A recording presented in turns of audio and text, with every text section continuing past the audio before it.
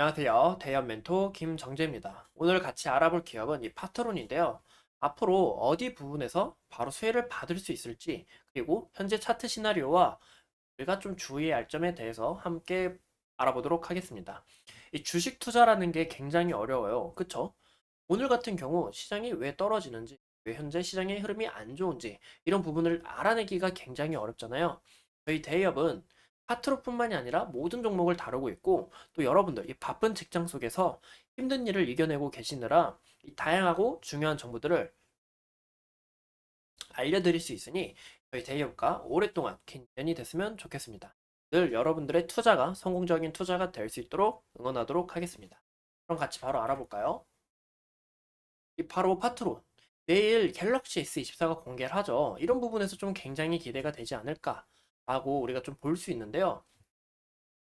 18일 갤럭시 A4 공개를 하고 또 왜 기대가 되는 이유가 바로 첫 AI 휴대폰이기 때문입니다. 그로 인해서 좀 기대감이 많이 고조되어 있고 또 이 갤럭시 S24 이 첫 AI 휴대폰이 시장에 어떤 여파를 불러올지 우리가 좀 지켜봐야 되지 않을까라고 말씀을 드리고 싶습니다. 이 갤럭시 S24 같은 경우 이 온디바이스 AI를 장착을 해가지고 보시는 것처럼 따로 이 어플리케이션을 사용하지 않아도 인터넷을 사용하지 않아도 인터넷을 사용할 수 있다. 굉장히 알쏭달쏭하죠. 이런 부분에서 우리가 좀 메리트가 가고 또 보시는 것처럼 이 자체 개발한 생성형 AI 삼성의 가우스가 탑재가 되어서 통화 내역을 보시면 음성 또는 문자로 전달받을 수 있습니다. 영어? 아니죠. 바로 20여 개의 언어를 지원받을 수 있다는 것을 보아 삼성전자는 국내뿐만이 아니라 글로벌 기업으로서 더욱더 앞서 나가겠다라는 것을 우리가 볼 수 있죠. 이런 부분에서 파트론의 수혜 또한 크게 증가할 수 있구나라는 것을 우리가 기대를 해봐도 좋지 않을까라고 말씀을 드리고 싶고요. 파트론은 갤럭시 이 삼성전자의 이 모듈을 담당하고 있는데 보시는 것처럼 갤럭시 S24에 AI 기능이 탑재되어서 수요가 크게 늘어나게 될 경우 바로 이 삼성 노트와 그리고 뭐 갤럭시 워치 등에 대해서 수혜가 또 크게 늘어날 수 있다라는 것을 우리가 좀 인지하면 어떨까라고 보이는데요. 이 애플이 13년 만에 스마트폰 시장에서 1위를 등극을 했죠. 삼성을 딱 제치고 아마도 이 스마트폰 출하량이 인도에서 좀 크게 매출이 잡지 않았을까라고 보이고 있는데 이 삼성전자 같은 경우는 휴대폰, TV폰, 그다음에 폴 더블폰을 출시를 해서 이 시장 점유율을 완벽하게 끌어모은 이 이력이 있습니다. 이런 부분에서 첫 AI 휴대폰을 출시하면서 이 시장 점유율을 더욱더 끌어모으지 않을까라는 이런 기대감을 우리가 좀 생각하면 어떨까 싶은데요. 이 애플하면 또 뭐가 있었죠? 애플하면 바로 혁신이었죠. 그쵸?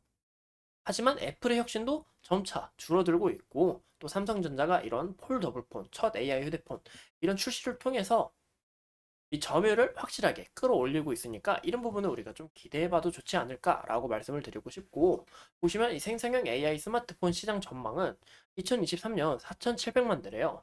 근데 2024년에는 약 2배로 성장을 했다가 앞으로 4년간 5억 2,200만 대가 팔릴 거고 이 83%나 성장을 할 것이다 라고 전망을 하고 있는데 이 수치는 만약에 이 삼성전자 또는 다른 휴대폰 시장에서 이 AI 휴대폰을 뭐 좀 더 기능이 좋든 성능이 굉장히 좋든 또 이 마케팅을 굉장히 잘할 경우 이 수요 또한 더욱더 크게 성장할 수 있다는 것을 우리가 눈여겨보면 어떨까 싶습니다. 이런 부분에서 이 파트론의 실적 또한 크게 증가할 요소가 된다라는 것을 볼 수가 있고 파트론의 실적을 한번 보면 이 재무 자체는 그렇게 나쁜 게 아닙니다. 우리가 좀 아쉬운 건 뭐냐? 작년보다 매출이 저조할까 봐. 매출이 저조하고 영업이익이 더 떨어질까 봐. 그런 부분에서 우리가 좀 기대감이 꺾여서 이 기업에 대한 아쉬울 뿐이죠. 보시면 유동 비율도 굉장히 좋아요. 수채도 많지가 않아요. 이 재무적으로 봤을 때는 굉장히 평범한 기업이다라는 것을 우리가 볼 수 있는데요.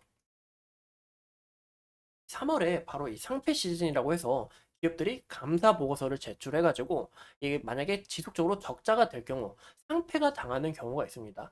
이런 부분에서는 우리 파트론이 살아남을 수 있다라는 것을 우리가 눈여겨보면 좋을 것 같고 현재 이 차트 흐름을 봐보면 오늘 같은 경우도 주가가 또 빠졌어요. 그쵸? 굉장히 얼마나 속상하시겠어요. 그쵸? 그러면 전에 말씀드린 것처럼 바닥은 잘 다져놨다.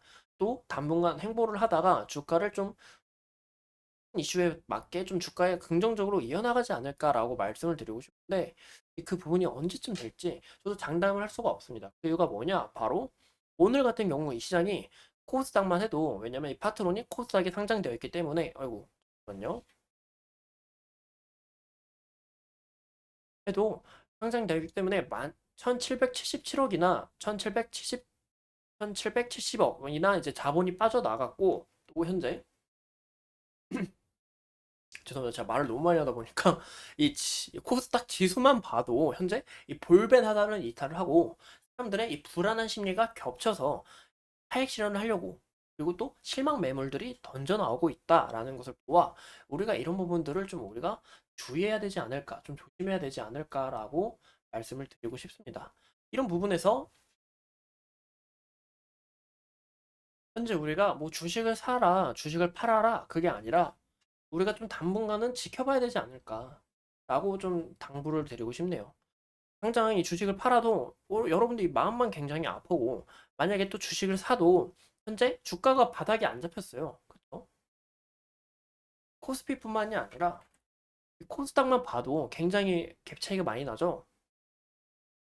이런 것만 봐도 우리가 아직 바닥이 안 잡혔기 때문에 추가적으로 비중을 늘리지 말자. 비중을 늘리지 말고 당분간은 현금을 갖고 관망을 하자. 왜냐면 비중을 늘리게 되면 만약에 이 마이너스 10%였던 거 마이너스 8% 만들었어요. 굉장히 힘들게 또 이 아픈 마음 껴안고 만들었는데 또 만약에 마이너스 10%가 되고 마이너스 15%가 되잖아요. 그러면 이 손절하는 게 굉장히 어려워집니다. 비중 또한 크게 늘어났기 때문에 손절 금액도 굉장히 커질 수밖에 없고요. 이런 부분에서 우리가 좀 조심을 해야 된다. 우리가 좀 당분간은 현금을 확보할 때다라고 당부를 드리고 싶습니다. 이상 이 파트론에 대해서 함께 알아본 대의원 멘토 김정지였습니다. 오늘도 이렇게 소중한 시간 내서 영상 시청해주신 점 다시 한번 더 감사드리겠습니다.